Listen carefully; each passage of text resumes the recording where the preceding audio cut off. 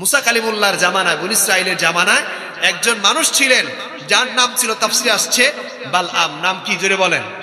বালআম। বালআম নামক এক ব্যক্তি কে আমার আল্লাহ পাক এমন একটা নির্দেশনা দিয়েছিলেন, আয়াত দিয়েছিলেন, ক্ষমতা দিয়েছিলেন, আল্লাহর কাছে যা চাইতেন আমার আল্লাহ ওই বালআমের দোয়াকে কবুল করতেন। মুসা কালিমুল্লাহ জামানায় মুসা নবী যুদ্ধের জন্য বের হয়ে গেলেন, বিশাল এক সম্প্রদায়ের সঙ্গে যুদ্ধ করার জন্য বের হলেন। ঠিক এমন সময় ওই সম্প্রদায়ের সব মানুষ আসলেন এই বালআমের কাছে। বালআমকে ডেকে বললেন, ভাই বালআম, আমাদের জন্য একটু দোয়া করেন, আর মুসা কালিমুল্লাহর বিরুদ্ধে একটু বরদোয়া করেন। মুসা কালিমুল্লাহর বিরুদ্ধে বরদোয়া করেন, আর আপনি দোয়া করলেই কবুল। বালআম ডেকে বললেন, না না, এটা সম্ভব না, কারণ তিনি একজন আল্লাহর পয়গম্বর, আমি হলাম আল্লাহ পাকের ওলি, আর তিনি হলো আমার আল্লাহ পাকের পয়গম্বর। তিনি হলো বনী ইসরাইলের সবচেয়ে বড় পয়গম্বর, তার বিরুদ্ধে বরদোয়া করলে আমার উপায় আছে? আমি এটা সম্ভব না, এটা করতে পারবো না। সম্প্রদায়ের সব মানুষ চলে গেলেন বালআমের স্ত্রীর কাছে। স্ত্রীকে ডেকে বললেন, স্ত্রী শোনো, তোমাকে অনেক টাকা দিব, গয়না দিব, পয়সা দিব। মেয়ে মানুষকে একটু লোভ দেখিয়েছেন, সোনার কথা বলেছেন, টাকা পয়সার কথা বলেছেন। মহিলা মানুষের পিছনে লাগলেন সকল সম্প্রদায়ের মহিলারা। একদিন দুই দিন এমনি করে মহিলাকে কি করে ফেললেন, রাজি করে ফেললেন। বালআমের স্ত্রী এবার বালআমের সামনে চোখের পানি ছেড়ে দিলেন, বালআম রে, আমার একটা আবদার তোমাকে পূরণ করতে হবে, বলো করবে কিনা? কাহা করব। একটা আবদার হলো, আমাকে অনেক টাকার সম্পদ ধন দিয়েছে।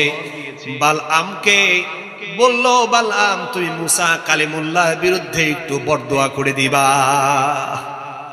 স্বামী ডাকতে বললেন, স্ত্রী তুমি এমন মানুষের বিরুদ্ধে বরদোয়া করতে বলছো, তাকে বরদোয়া করলে আমি হেদায়াত থেকে বের হয়ে পথভ্রষ্ট হয়ে যাব। স্ত্রী কান্না কাটি, মহিলা মানুষের কান্না মায়া লাগে না? স্ত্রীর পোচা এমন ভাবে তিনি ধরেছেন যে স্ত্রীর কান্না কাটিতে বালআম শেষ মুহূর্তে বরদোয়া করতে বাধ্য হয়েছেন। বালআম এরপরে মুসা কালিমুল্লাহর বিরুদ্ধে বরদোয়া করতে শুরু করলেন। নাউজুবিল্লাহ পড়েন। কারণ তিনি তো পয়গম্বর, সবচেয়ে বড় পয়গম্বর তিনি ছিলেন ওই সময় বনী ইসরাইলের জামানায়। একজন ওলি দোয়া করছে নবীর বিরুদ্ধে, আমার আল্লাহর পছন্দ হয় নাই। আমার আল্লাহ পাক বললেন, এ বালআম, তোমাকে আমি আল্লাহ নির্দেশনা দিয়েছিলাম, ক্ষমতা দিয়েছিলাম, কিন্তু তুমি সেই হেদায়াত থেকে বের হয়ে গেলা, তুমি হেদায়াত ধরে রাখতে পারো নাই। এর জন্য রমাদান মাস চলে গেছে, আমাদের চারটা জিনিস খেয়াল করতে হবে, ভুলে গেছেন? রোজা, দ্বিতীয় নাম্বার হলো কি? কথা বলে না। দ্বিতীয় নাম্বার কি আলোচনা করেছিলাম? যে আমল বিনষ্ট করা যাবে না। তৃতীয় নাম্বার হলো হেদায়াতের পথ থেকে বের হয়ে যাওয়া যাবে না। তিনটা কথা মনে থাকবে। আর একটা কথা শুনেন, এরপরে আমার আল্লাহ রাব্বুল আলামিন কোরআনে কারীমে আরো কিছু নির্দেশনা দিয়েছেন। বান্দা শোনো, তোমাদের শত্রু, প্রকাশ্য শত্রু হলো শয়তান।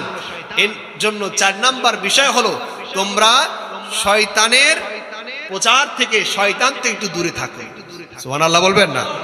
কারণ শয়তান থেকে সতর্ক থাকো, কারণ এই শয়তান তোমাকে রমাদান মাসের আমল থেকে বের করে শাওয়াল মাস থেকে শুরু করবে, তোমাকে শয়তানের রাস্তায় নিয়ে যাবে। এর জন্য শয়তান থেকে তোমরা দূরে থাকো। সেই শয়তানটা কি? শয়তান হলো বদ আমল, বদ আমল থেকে নেক আমলের দিকে আবির্ভূত হওয়া। সুবহানাল্লাহ। এর জন্য মহান রব্বুল আলামিন সূরা ফাতির 6 নম্বর আয়াত আল্লাহ রাব্বুল আলামিন বলেন, ইন্নাশ শাইতানা লাকুম আদুউন ফাত্তাখিযুহু আদুওয়া। মহান রব্বুল আলামিন বলে, শয়তান তোমাদের শত্রু, অতএব তাকে শত্রু রূপেই গ্রহণ করবে। আরে খাবো কি, চলবো কি, কিভাবে যাব, এই কাজ করবো কিভাবে, মানে মাথা নষ্ট এমন অবস্থা। এত টাকা পয়সা পাবো কোথায়, এই ব্যাংক ব্যালেন্স সব শেষ হয়ে গেল, মানে টেনশনে ঘুম আসে না। ঘুমাইতে গেলেও হার্টবিট বাড়তে থাকে, প্রেসার হাই হয়ে থাকে। হয় কি হয় না? যারা বলেন হয় কি হয় না? বলেন শয়তান তোমাকে টেনশন দিবে। আল্লাহর হাবিব বলেন, তোমাদের ভিতরে যখন শয়তান টেনশন দিয়ে দিবে, তোমাদের ভিতরে পেরেশানি দিয়ে দিবে। আল্লাহর হাবিবের আমল ছিল, যখন টেনশন হতো যখন পেরেশানি হয়ে যেত আমার রাসূল আমাদেরকে শিক্ষা দিয়েছেন সাথে সাথে নামাজের ভিতরে দাঁড়িয়ে যা। নামাজে আমরা যখন দাঁড়িয়ে যাব সব টেনশন দূর। এর জন্য আল্লাহর হাবিব যখনই টেনশন করতেন, যখন পেরেশানি আসতো, আল্লাহর হাবিব এবং সাহাবায়ে কেরামের ভিতরে অমনি দাঁড়িয়ে যেতেন। কারণ এই পেরেশানির টেনশন দূর করে কে?